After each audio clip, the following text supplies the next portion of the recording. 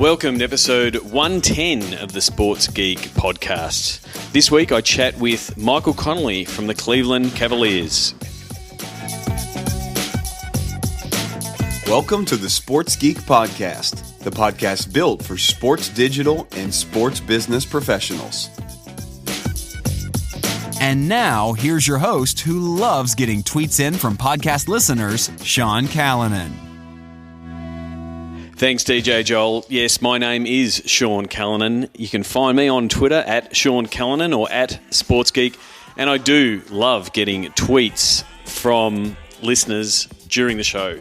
Either while you're listening, after you've listened, as you're about to listen, please send us a tweet at Sean Callanan or at Sports Geek. You're listening to the Sports Geek podcast either on iTunes, Stitcher, SoundCloud, or my favourite podcast app, Pocket Casts. The other way you can contact me is old-fashioned way, Sean at sportsgeekhq.com. You can send me an email. How old school is that?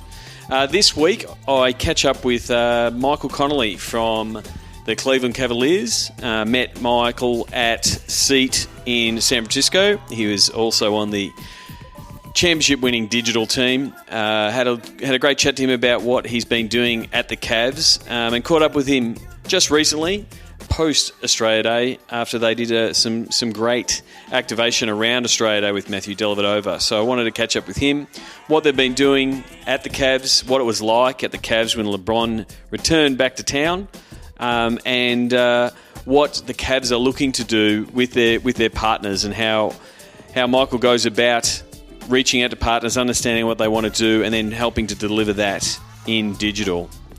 So I hope you enjoy this conversation with Michael Conley from the Cleveland Cavaliers on the Sports Geek podcast.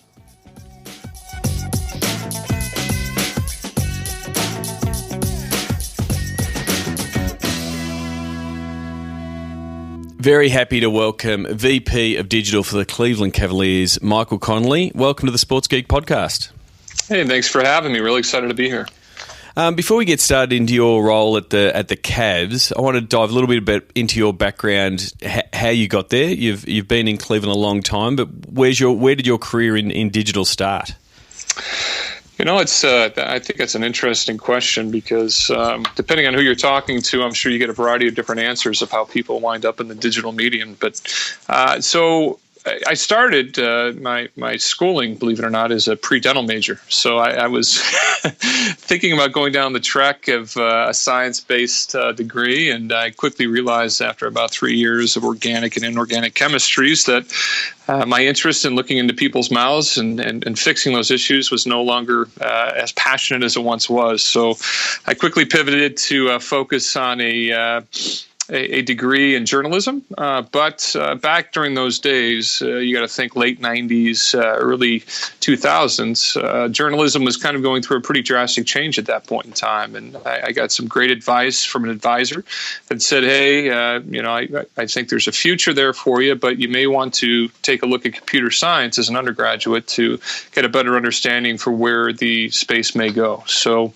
like any journalist, I did not listen at first. I kind of went in and wanted to be the writer or the person on camera, but then slowly started to get into the space and get experience, which really opened my eyes to the fact that digital was the next emerging platform. So with an undergraduate focus with computer science as part of that, it allowed me to really go in and kind of see the space as it was evolving from going from newspaper to digital, and the paradigm shift that took place there. And then saw something very similar with radio and the movement of audio online and streaming audio online, which eventually set itself up for streaming video online. So while I was still a content provider and a content producer, I also was able to handle a lot of the back-end production and the coding that went alongside that. So many, many moons ago, it seems like it was light years ago, getting my start by editing raw HTML templates and understanding how to transform XML files, really laid the groundwork for being able to I think, advanced my career through multiple different stages within the sports space. So I started as a digital arm for the local newspaper here in Cleveland, the Plain Dealer. I was the sports editor for Cleveland.com.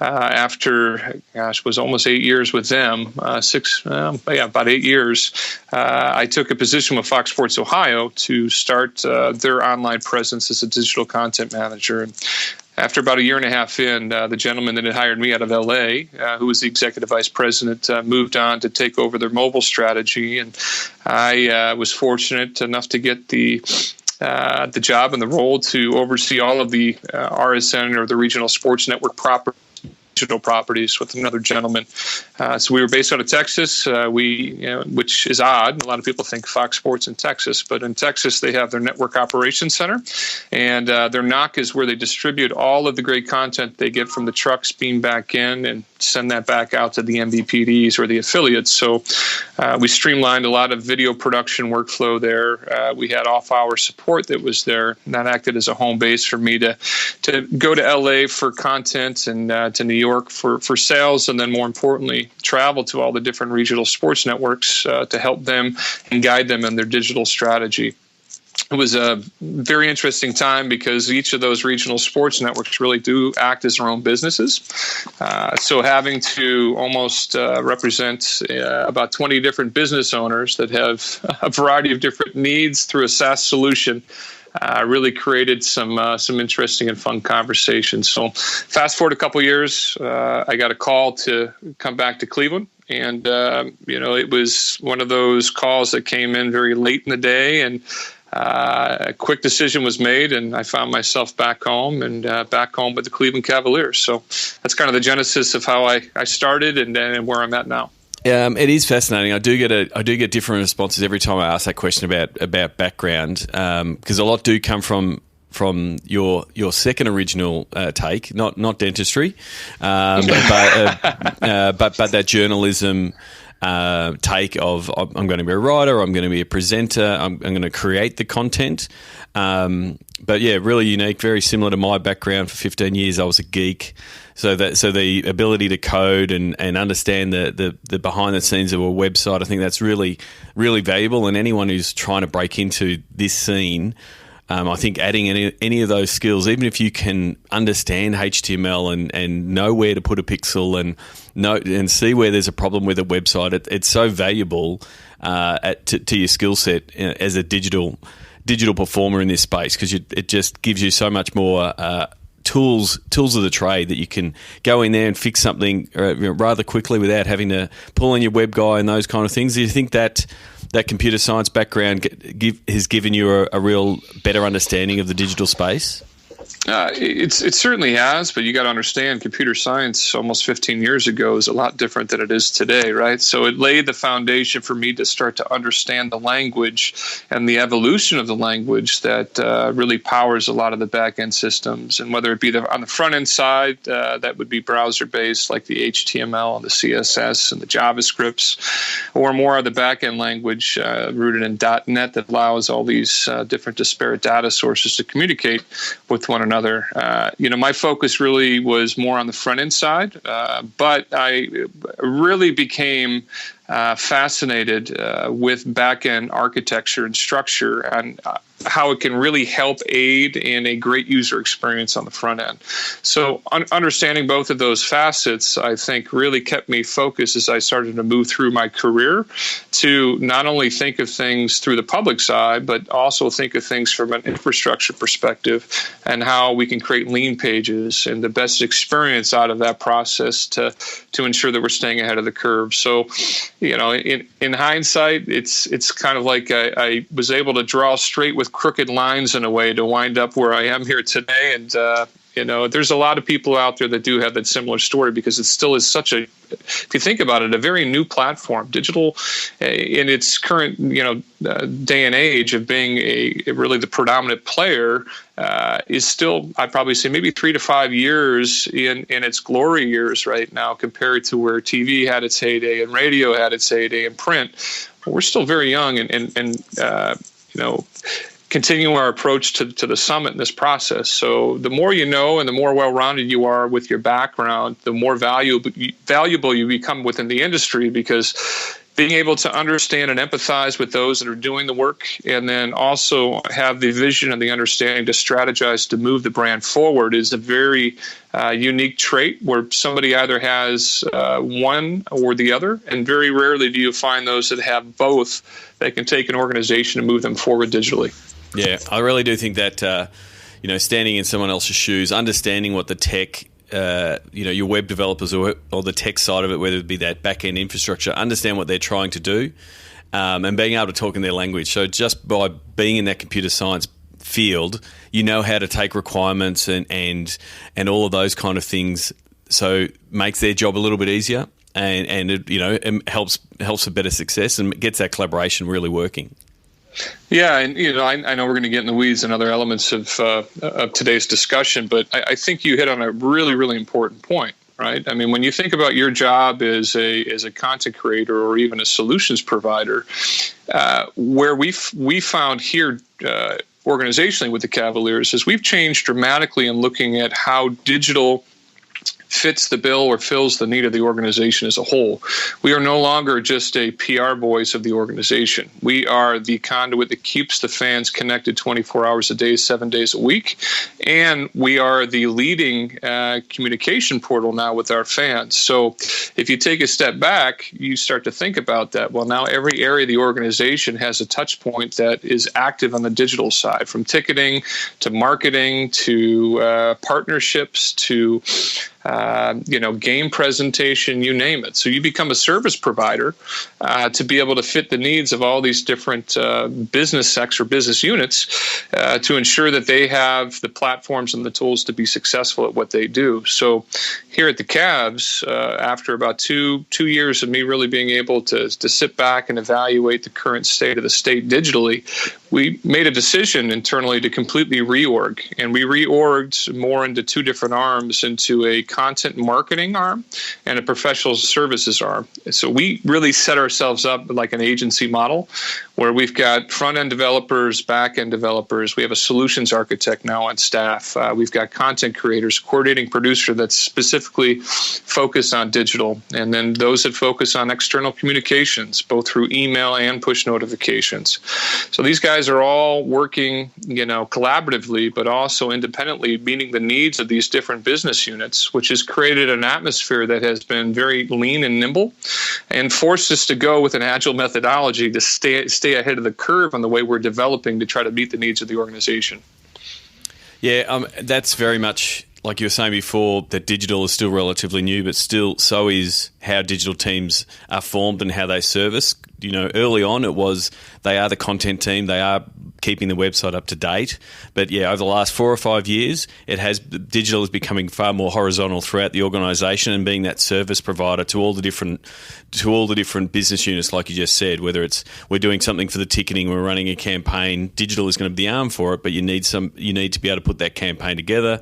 I guess the same is happening more so in the commercial and the sponsorship space, where you're looking to service sponsors because they're really being attracted by your digital properties. Yeah, there's also the process of education, and you have to be very careful on how you're explaining the process and the workflow and the expectations with the other folks, both internally and externally. So a simple thing like creating a request and the workflow that's associated with the request and what is needed and who does it get assigned to and how is the follow-up done and do we show this off at the end? Who needs to get sign off on it? Just getting that ironed down across an organization, that is large in scale of numbers and team members takes a lot of time, because it's communication and there's the barriers that you have to get past for the way people have been doing things for so many years, and then educating them on the benefit of that process. And more often than not, you got to educate them on new software that they're going to need to use to get things done the way they want to get them done. So there is certainly a learning curve in that process. And on the partnership side, it's really fascinating to me and exciting to me being it's almost like a sales engineer, right? You understand your portfolio in great depth. You get in the weeds and talking about the technical details. But just like a partnership activation rep, you're there trying to understand the needs of your partner. You're really doing a deep dive on the needs analysis to walk away with a great understanding of what their business goals are. But more importantly, you're also digging in to get a great representation of how they've spent their media budget in the past. And you're walking them through, sometimes painstakingly, to show them in a very classy way some of the holes in that media strategy where they're missing great opportunities on the digital front, and then talking about how your business and your services can help them achieve their goals. And I think in today's day and age, sports marketing and sports partnerships have been so rooted in spots and dots. And you hear that term all the time. Well, we have signage and it's really about the hospitality. But if you think about it, Sean, it is a world that is just built with a beautiful, kind of innate passion to it, right? Retailers would die to have the type of loyalty that sports teams have. And that loyalty pays dividends when you try to figure out ways to get people into brick and mortar locations or to be able to provide an experiential opportunity that puts a brand in a favorable light. So a lot of this has really been trying to talk and educate the CMOs of the industries that have been around for a long time, that have been hesitant to really look at digital as a viable option, or not just an added value to what they're doing. It could be the main theme of their platform, and that's where we're seeing a lot of this change. Yeah, and that's the thing. It's such a re-education process, because you're re-educating them on how they're going to engage with your team and moving away from the spots and dots, and then seeing your digital channels as a viable channel for their business. So it's not one leap; it's almost two leaps for both the commercial team in some instances, but a lot of the time it's for the sponsors, because they go to sports for this reason and they have for X many years. And now that's, now it's starting to shift when you can say, we can deliver those results with our channels, with our, fanatical loyalty that the fans show for our brand and our team. But we also have the data to back it up that says we've got these fans in your demographic to produce those results, whether it is bricks and mortar and driving people to a store, or leads, or building up brand loyalty by doing in-stadium activations, those kind of things. It's something that I see a lot of teams are all moving towards, to try to get their sponsors across to that space, to say this is the space that is most fertile for you to play in, because we've got so much flexibility in digital. Yeah, you're right, and it's I think about when I first came in and was really sitting down with our partnership team. And so corporate partnerships is a very important piece of the overall equation to sports business. And there are a lot of people that are still in the sports marketing space or the corporate partnership space that come from a very traditional sales background. So a lot of time was spent in trying to explain what the acronyms are and how to approach piecing together a digital component to an overall integrated partnership, or creating a digital platform that acts as the premise or the base for a corporate partnership. And that came through a lot of sweat equity. I would sit in with their sales teams in all their meetings and quiz them on occasions, just to ensure that they were listening and staying on top of things, and then doing offsites and making sure they were staying on top of industry trends, getting them to sign up for newsletters, and then really just being available at any time when they've had questions. And that's probably been the biggest difference for us, with digital having a seat at the table from the very, very beginning. And this isn't just in these, $25,000 partnerships of, Jim's Pizza down the street. We're talking Fortune 500 companies that are bringing their brand leaders and their agencies to the table, being able to certainly paint the picture of how we can help and do it in a way that really resonates or aligns with where they're headed. Really creates a lot of synergies and values that we can bring to these partnerships now compared to what was in place previously.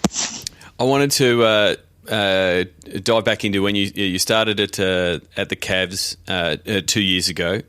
There would have been one date in the past 2 years that would have been exceptionally busy. 11th of June 2014, LeBron announces that he's coming back to Cleveland, and he does it on SI.com. And what can you take us behind the scenes of what it was like in the digital department and pretty much the team overall when that announcement happens? What were the parts that you had to get moving? What was it like behind the scenes? Because it was an unexpected announcement across the NBA landscape, and to a certain degree, very late in the picture that the Cavs knew they were in the game for LeBron coming back. Yeah, it was. It's certainly one of the moments in my professional experience that will remain anchored in my mind, really till the day I die. And I say that not as much about LeBron making the decision to come home, but what that meant for the city. Cleveland, like many Rust Belt towns or Midwest towns, have had it's had its ups and downs in the process of trying to reinvent itself after the Industrial Revolution. The steel mills that were populated the banks of the Cuyahoga here have now moved out, and you've got a Midwest town that's trying to reinvent itself. So naturally, there's been a lot of jaded opinions around sports in general, because the ebb and flow of what Cleveland has represented to, the economy in general, it also relates or translates very well or in parallel to the sports success that the city has seen. So very, very passionate fans, and fans that just want a championship. That's all they really want, right? And they want to, more importantly, champion the effort along with their teams while they're en route to trying to go to tackle that championship. And I'll never forget, I was here on the flip side of things, more from the media perspective, when the Cavs clinched the first trip to the finals to face the Spurs back after knocking off the Detroit Pistons. And I can tell you the environment here was almost as if the city had won the finals, right? The expectation of going in to beat these Spurs, I don't think there was a lot of people that truly felt that team was ready to make the leap, but just the fact that they've gotten the proverbial monkey off their back to get into the finals was enough to just make this city go crazy. So you fast forward to, the decision, and then now LeBron's decision to come back home. It really galvanized the community in a way that put a lot of pride into being a Clevelander. And to have somebody of his ilk and his stature to decide to come back to a city like Cleveland, because that's where he wants to raise his family, that's where he wants to further establish his brand, speaks volumes. I mean, here's a guy that could have gone anywhere in the country to any other NBA team. He could have been in the biggest market if he wanted to, or the biggest markets. But instead, he decided to go back home because he understands what his legacy means to the city and what bringing a championship to the city would do for his legacy.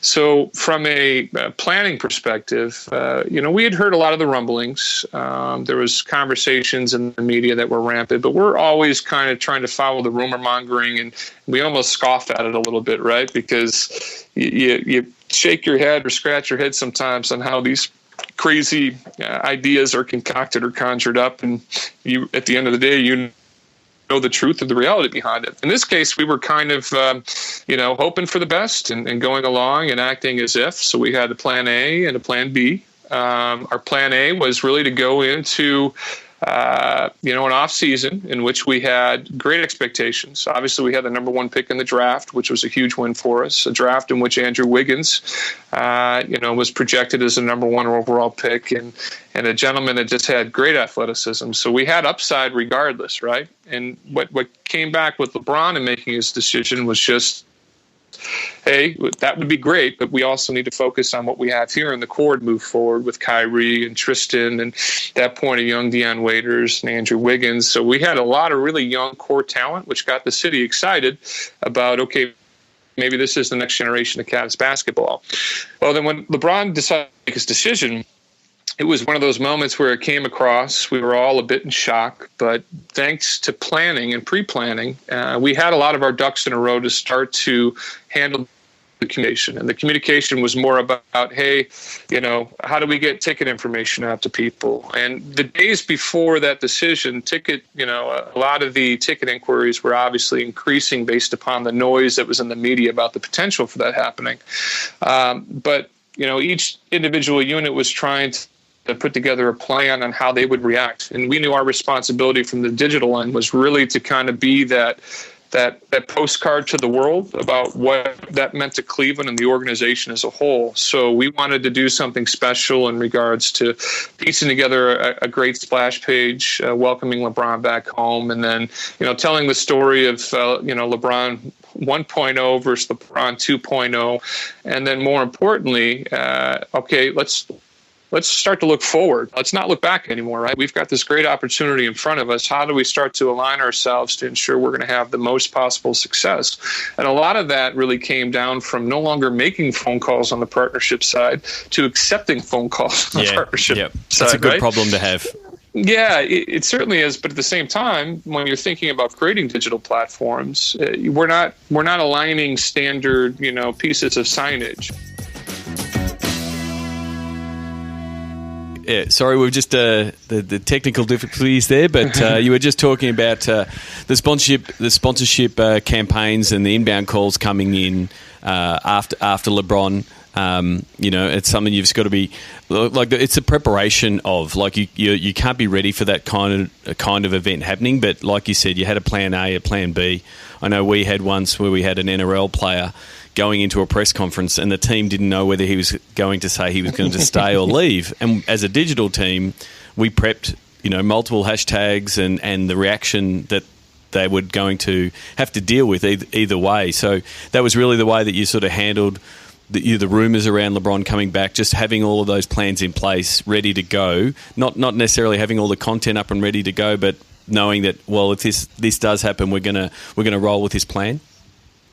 Yeah, I think that was certainly the way we looked at it, right? I mean, we go into everything really having an A and a B plan because you never really know what's going to happen. You've got to plan it for both in these cases, especially when it comes down to free agency, right?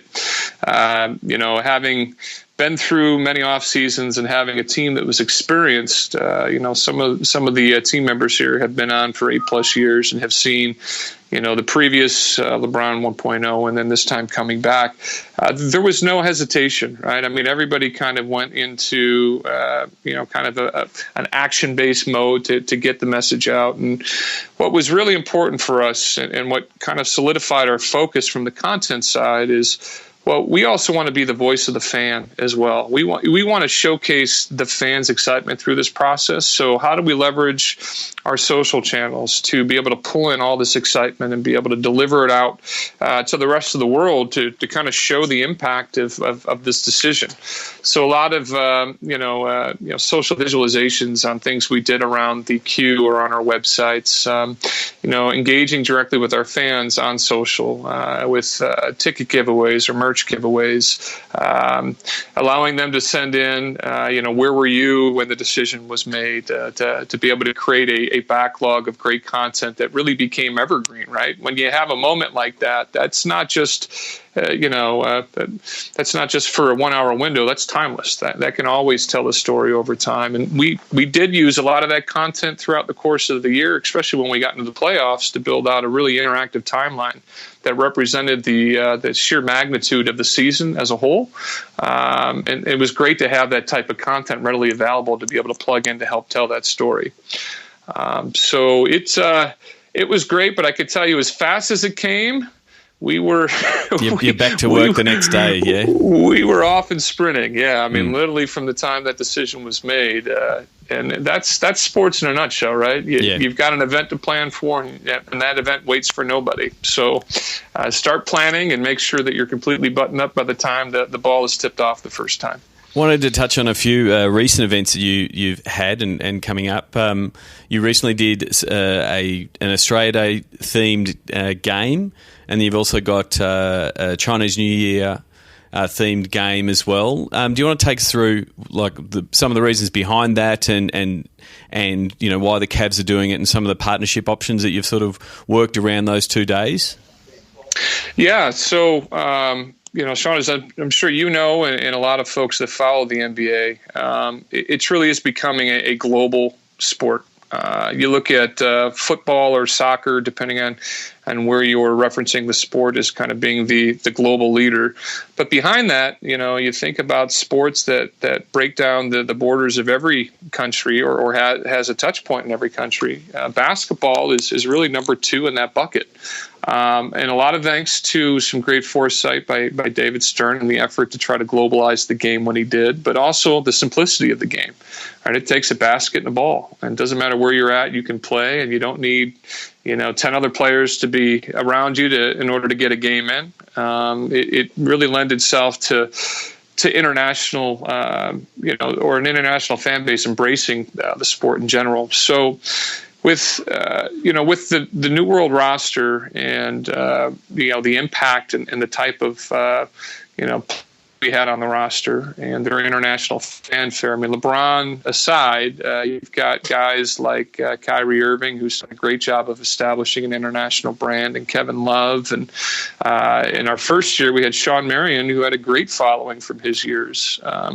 Playing in the league. And then, you start to layer in a little bit of international flavor with Matthew Dellavedova, who is just a perfect example of what a Clevelander likes to aspire to be, right? Tough, blue collar. Yeah, he just puts his hard hat on and hits the court, doesn't he? No, exactly. So, we looked at that, and Delly, his story alone, I mean, you got a guy that basically every step along the way has told he's been too small, too short to make it in the NBA, to overcome that adversity and to do it all through hard work. I mean, if you're a brand, think about that, right? Being able to have that association with somebody that just has done it the right way, and that's been through hard work. So, with Delly specifically, we had an opportunity that came up with a brand out of Australia, which prior to kind of learning about this partnership, I'd like to think I'm somewhat well versed in international brands, but there's always a day where I find out something new, and in this case with Sanitarium coming to the table. Really, it was a deep dive into trying to understand the Sanitarium brand. What are they looking to achieve, and what is the goal of this partnership? So these discussions started a long time ago, and it was about, hey, if we were to do something, what would it look like? And through some great leadership in our corporate partnership team, Matt O'Brien and Shelley Kyatt, and our CRO, Brad Sims, those conversations started to take place. And with Sanitarium coming to the table, with such a well-respected brand in Australia, you've got Up and Go, which is kind of a liquid breakfast that is part of our partnership, but you also have Weet-Bix, which is a national staple when it comes to a breakfast food. Yeah, Weet-Bix is effectively, for the US listeners, it's Australia's version of Wheaties. Effectively, we just put it in a block, and for many years, their tagline has been getting their athletes saying how many Weet-Bix do they do in the morning. So it is very much a iconic Australian company.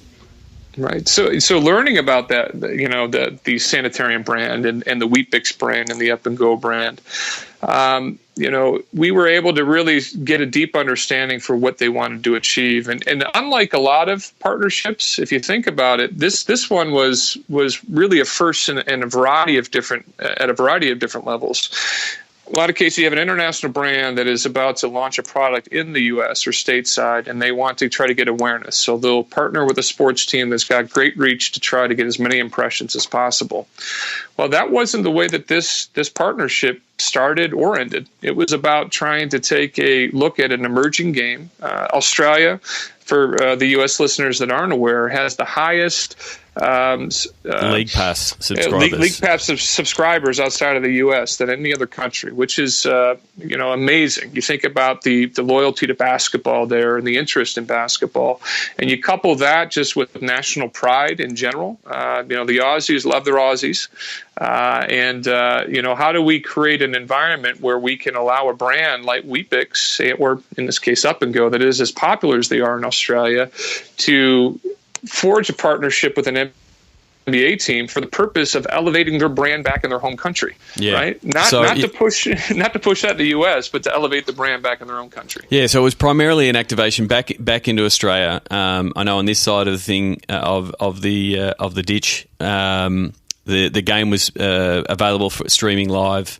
via Up and Go and via the NBA site. So, and there was a lot of activation in Australia for that. Obviously, Delhi hit every single headline during the finals last year in his performance there, and the media was all over him. So yeah, it was really interesting to watch, from this side to see it activate, and it was a really interesting way for an Australian brand to activate with a US sports franchise back into Australia. But that's some of the opportunities now for all sports teams that do have global reach.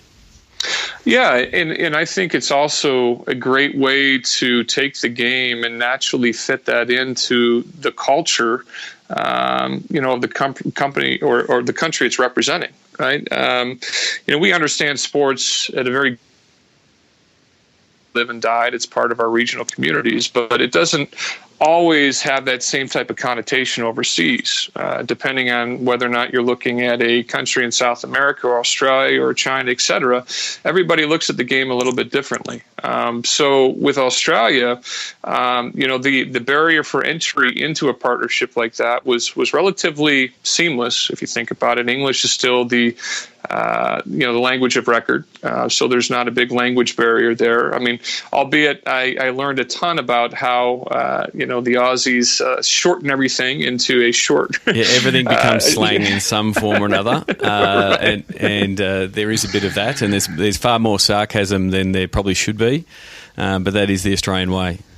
But still, very genuine, good-hearted, loyal people and loyal fans. And what we wanted to do with this partnership with Up and Go is to create a genuine, authentic activation by bringing Australia Day, which is a huge celebration in Australia, very similar to what Independence Day would be here, or the 4th of July in the States, and bring that type of excitement and celebration to our fans inside our venue.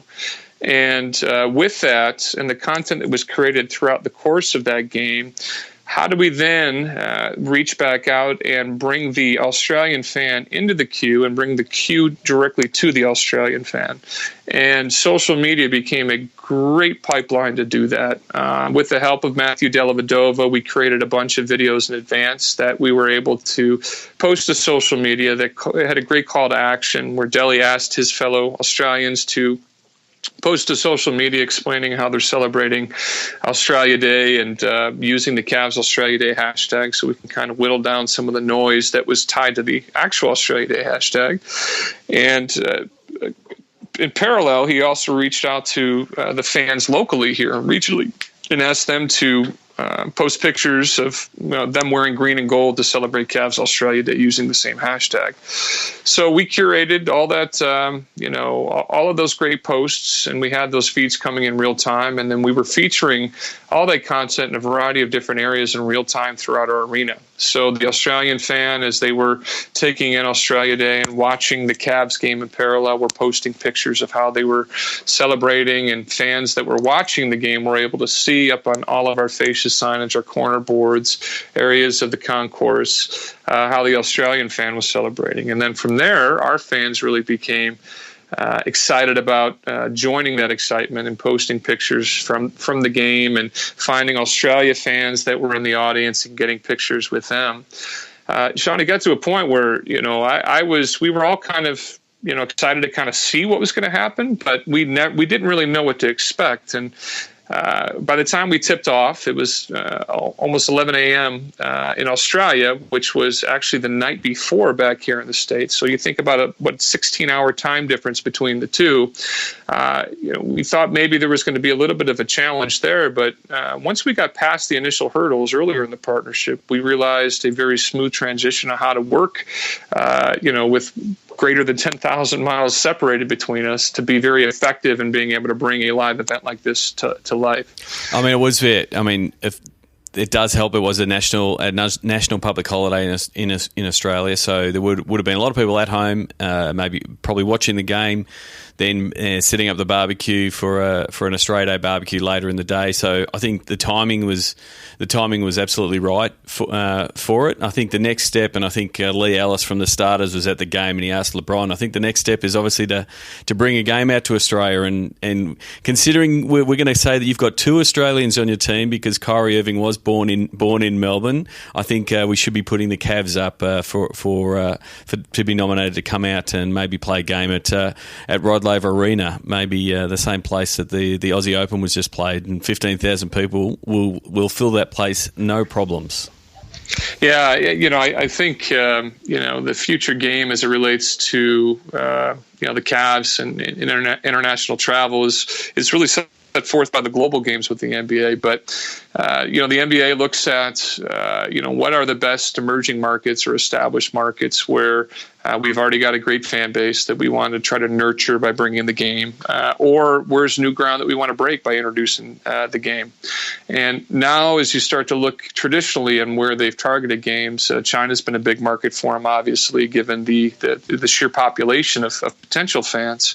The Cavs previously, in LeBron's first year back, with the big 3 intact with Kevin, LeBron, and Kyrie, we went to Brazil, which was Andy's hometown, Andy Varejão. So this was the first time he was able to bring his team, to his country and play a game there. And it was really great to see the Brazilian fans come out in support of Anderson Varejão, and we were able to create new fans that night, to say the least. But this one is really special, I think, to not only Matthew Dellavedova, but as you mentioned, Kyrie Irving being born in Melbourne, but we have a strength and conditioning coach, Alex Moore, who is also from Australia, and he's a very important equation to what the team does behind the scenes and working with our athletes to ensure they're in the best shape possible, following the right meal plans, making sure they're getting the rest appropriately, and doing it all scientifically. He's got a great track record, and the pride that they have, from being from Australia, I think has rubbed off on teammates, has rubbed off on other people in the organization, where there's certainly an interest there.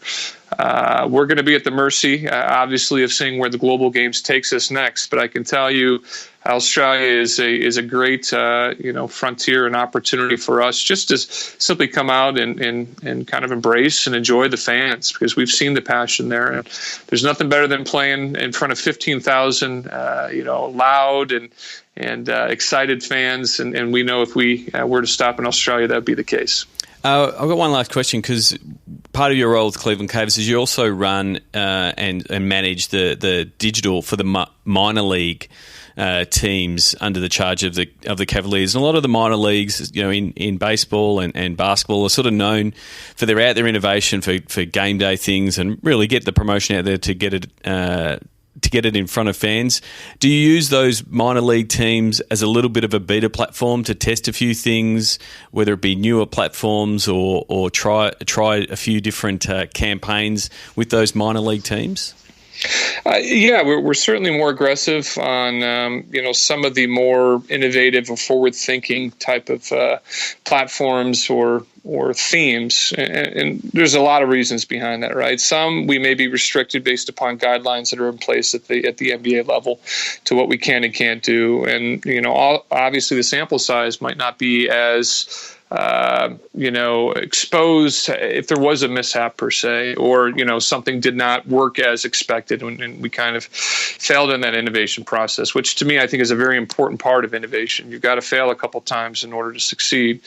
So we certainly target what I would call unorthodox activations, and really try to push the envelope there. And how do we take learnings from that and apply that over into what we can do within the Cavs environment?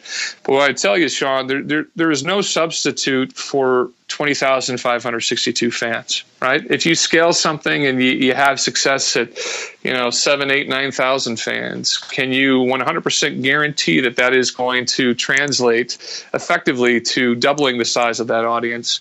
And when it comes to activating through technology, you're already up against it, because it's no longer relying on a human-to-human interaction. You've got a device, or you've got some sort of automated platform that's trying to deliver an expected fan experience. So you can't replicate that without a real live use case.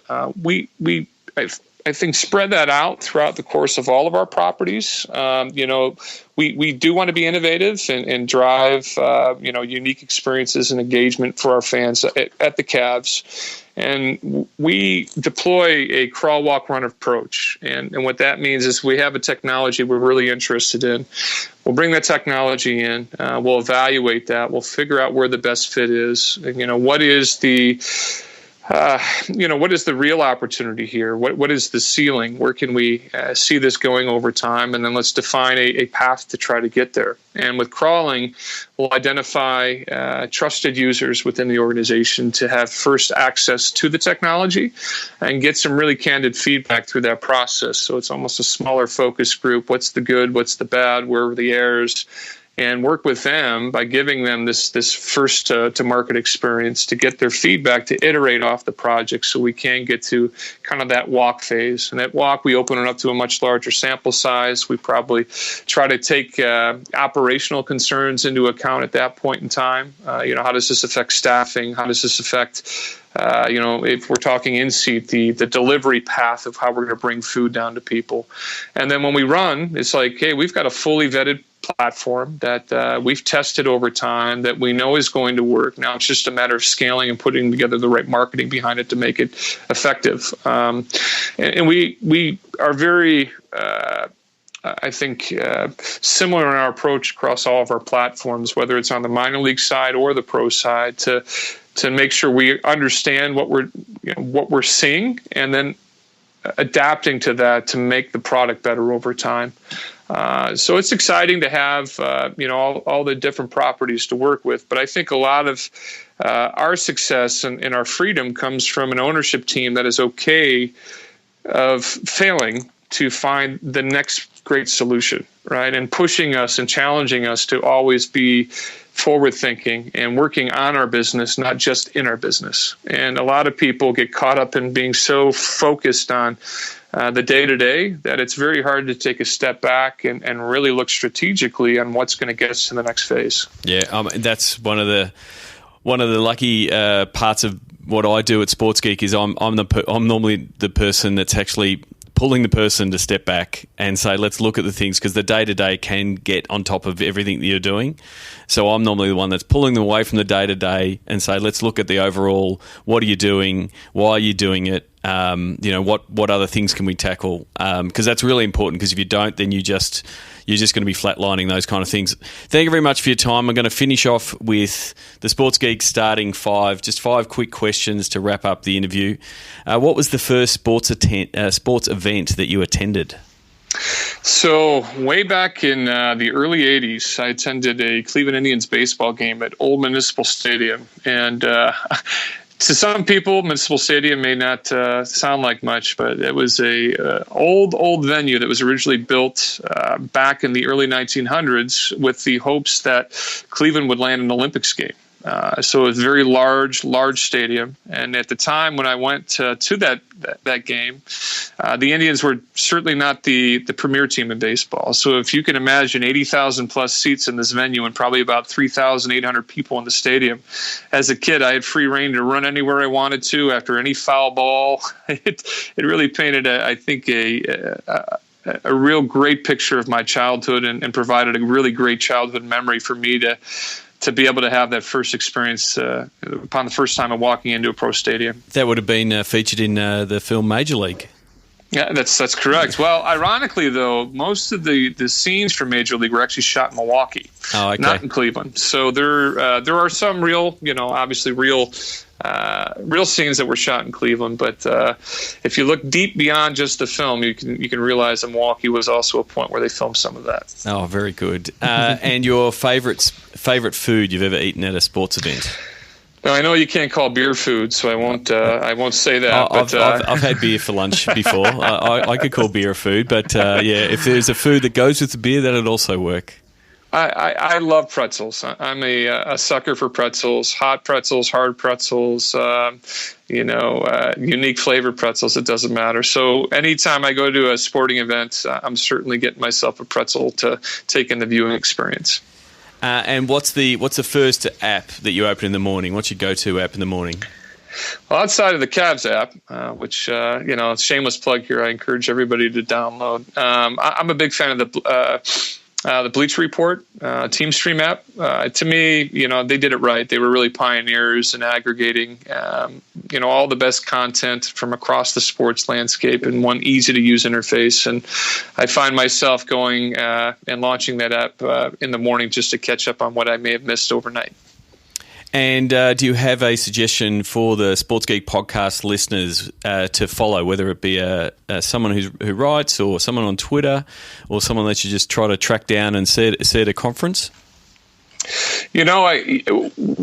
In my role and I think in my responsibilities, I'm always following, tech accounts to try to ensure, hey, what's the latest, Series A of funding that the next best technology is getting? What's the next best technology to hit sports? How are people using the technology that we have readily available today in different ways from how we're using them? So, I'll look at, TechCrunch as being one. I'll also leverage Flipboard to set up, all the tech articles that can come through so I can find them in one easy to read place. But then, Mashable's a good one, although they've been much more diversified as of late in what they're offering, but they're chasing the clicks a little bit. You are correct on that one. Yeah, that's a very accurate way of saying it. But I always love history and pictures. If you're just talking about an account that I love to follow, I'm a big history buff, and History and Pictures is a phenomenal account. So if you do add history and pics, you'll be able to get these classic vintage photographs in the appropriate moment in time as they were shot as it relates to the day. And it's just always something unique where I'm constantly learning something new from their account. And I love accounts like that I can follow that's giving me a little piece of knowledge that I didn't have before I read their tweet. Yep. One that I'll add to your tech followers. If you're following Robert Scoble on Facebook, he's always doing videos and interviews and sharing the latest in Silicon Valley. It's pretty much his role at Rackspace, but he does keep you pretty well plugged into that scene. So if you follow, and he's doing it all on Facebook, he's pretty much abandoned nearly every other platform. But he's worth the follow on Facebook for that specific reason. Last one, what is your social media platform MVP? So, boy, this it depends on the day of the week here, right? If I were to pick one for myself, one that I would use the most, that I find the most fun with, I love Dub Smash. Okay. And for people that aren't familiar with Dub Smash, I know that sounds completely off the wall, but there are applications where Dub Smash can relate to sports. If you think about all the iconic radio calls your team has had over time, try to position an audio file for people to recreate, and some sort of sweepstakes is always fun to see how people react to those calls. But from an organizational perspective, it's certainly Instagram. Instagram is the fastest growing platform for us. It's a image-driven platform. I think it fits that millennial Gen Z demographic that everybody's certainly trying to better understand and research as they start to come into purchasing power here in the near future. Some millennials obviously already are. So, how do we take, with what we're seeing and how we're seeing our fans engage and interact with us, and really try to apply those best practices to growing our other platforms? Facebook is probably the most mature for us. It has the most engagement, but there are other platforms like Instagram and Snapchat and some of these others that are really starting to gain steam on how we can effectively reach these audiences in a really unique way. Yep. Well, thank you very much, Michael. How can people follow you or send you a tweet? So on Twitter, you can follow me at MP Conley. That would be the letter M as in Mike, letter P as in Patrick, and then Conley. L-E-Y? Yeah, Conley. Yeah, just like the point guard for the Grizzlies, but I think he's got a better contract than I do. Yes, exactly. So don't go and tweet the Memphis Grizzlies point guard. But please send Michael a tweet. Tell him that you've listened to this episode. Continue, if you're in Australia, continue lobbying for an NBA game in Australia. Michael, I'm really looking forward to catching up with you at SEAT in Las Vegas in July to continue this conversation. Really enjoyed it. Hey, Sean, thank you very much for the time. And, I look forward to, certainly I obviously follow Sports Geek and look forward to kind of seeing all the great discussions that you have and keeping your finger on the pulse of sports and technology and the games in general. But I look forward to, at some point here in the future, really breaking down some very granular details around next-gen marketing, if you're ever interested, as it relates to proximity-based targeting and things that are right on the tip of the iceberg for where sports could be even more effective. Oh, there you go. Michael's just previewed the podcast that we'll record in Las Vegas, hopefully not after just having beer as a meal. It might make it a little bit more entertaining, to tell you the truth, right, Sean? I mean, I'm relatively even keel, but you get a couple beers in me, maybe it changes things. All right. Well, it'll be. We might have to put the have the censor button ready for that type of episode, but look forward to it. Cheers, Michael. Yeah, cheers, and thanks a lot for having me on, and I'll talk to you soon. Sign up for Sports Geek News at sportsgeekhq.com/sign up now. Thanks again to Michael Conley at MP Conley on Twitter. Please send him a tweet. Tell him that you've listened to this episode. Tell him you've downloaded the Cavs app and you checked it out, because he did give it a plug there. What did you think of the interview, especially around the idea of being prepared for any scenario and things like LeBron coming back? How do you prepare for that? That kind of thing. It's really interesting. You've always, the best part, and I think the best practitioners in the digital space are always in planning mode, planning for success, planning for unexpected things to happen in the game. And so you can take advantage of that. So there's always a lot of storyboarding, brainstorming. This could happen.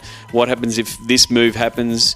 But then also getting ready to have your team ready to go when that thing happens. And as Michael said, when LeBron decides to come back, the rumors were there and the team was ready to go with it. So that's pretty much it from this episode of the Sports Geek podcast. My name is Sean Callanan from Sports Geek. You can send us a tweet, or what you could also do, you can join our ever-growing Slack community.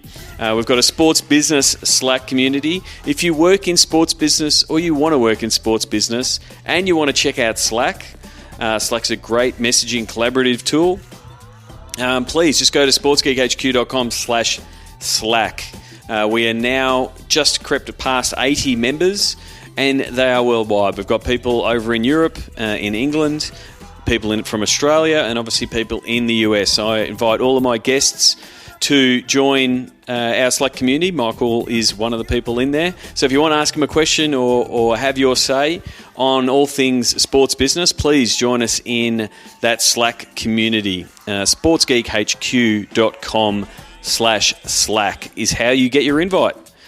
Until next week, thank you for listening. My name is Sean Callanan from Sports Geek. Cheers. Like the Sports Geek podcast? Find us on facebook.com/sportsgeek. Check out which teams work with Sports Geek at sportsgeekhq.com/clients. Please leave a review on iTunes. Go to sportsgeekhq.com/iTunes. Thanks for listening to the Sports Geek podcast.